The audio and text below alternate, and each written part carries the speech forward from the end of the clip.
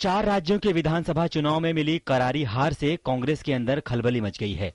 हार के बाद पार्टी में बयानबाजी का दौर है और एक दूसरे के खिलाफ आरोप प्रत्यारोप का दौर जारी है। शीला दीक्षित ने कल दिल्ली में हार के लिए संगठन पर उंगली उठाई थी और केंद्र के खिलाफ सत्ता विरोधी लहर को भी कारण माना था।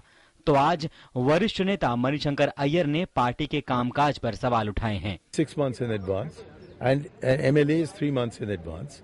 This was also accepted by the working committee. So it's not that we don't have ideas and plans already. They can be brought into effect. We may not be able to bring them into effect by 2014. But any government that gets elected in 2014 is going to collapse in a matter of months. Manishankar यही नहीं रुके, उन्होंने ये भी कहा कि party में आम कार्यकर्ताओं को सर्वोच्च स्तर पर जगह मिलनी चाहिए।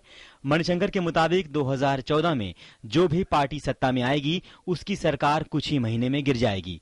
हालांकि पार्टी के कई नेता अय्यर के इस बयान से सहमत नहीं दिखते और उनका मानना है कि चुनाव में हार जीत तो लगी रहती है। कमियां तो हर जगह रहती हैं, जब कमियां रहती हैं तो वो एक पर्टिकुलर आदमी को ब्लेम नहीं किया जा सकता है। उसमें तो एक मशीन को चलाने के लिए नट और बोल्ट भी उतना ही जिम्मेदार होता है। हार के बाद कांग्रेस अध्यक्ष सोनिया गांधी और उपाध्यक्ष राहुल गांधी ने आत्मनिरीक्षण की बात कही थी। कांग्रेस के आला नेताओं ने कल सोनिया गांधी के साथ हार के कारणों की समीक्षा की थी। हार के बाद राज्य के नेताओं पर भी उंगली उठ रही है, लेकिन ज्यादातर नेताओं का यही कहना है कि आला कमान जो फैसला करेगा वो उन्हें मान्य होगा।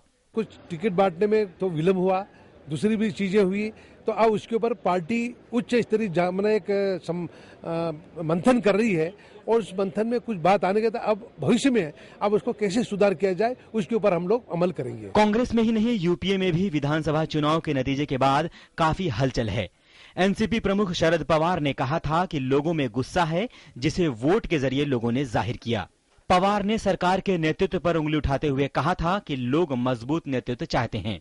वहीं सरकार को बाहर से समर्थन दे रही मायावती ने भी कांग्रेस की नीतियों को हार के लिए जिम्मेदार माना था। दरअसल लोकसभा चुनाव भी नजदीक है और अब पार्टी के खराब प्रदर्शन का असर वहां न पड़े, इसकी कोशिशें शुरू हो गई हैं। हर नेता अपने अपने हिसाब से हार के कारणों का विश्लेषण कर रहा है, लेकिन इस तरह की चर्चा मीडिया में न होकर पार्टी फोरम में होगी तो बेहतर नतीजे निकल सकते हैं। शैलन मिश्र और सुधाकर दास के साथ ब्यूरो रिपोर्ट, डीडी न्यूज।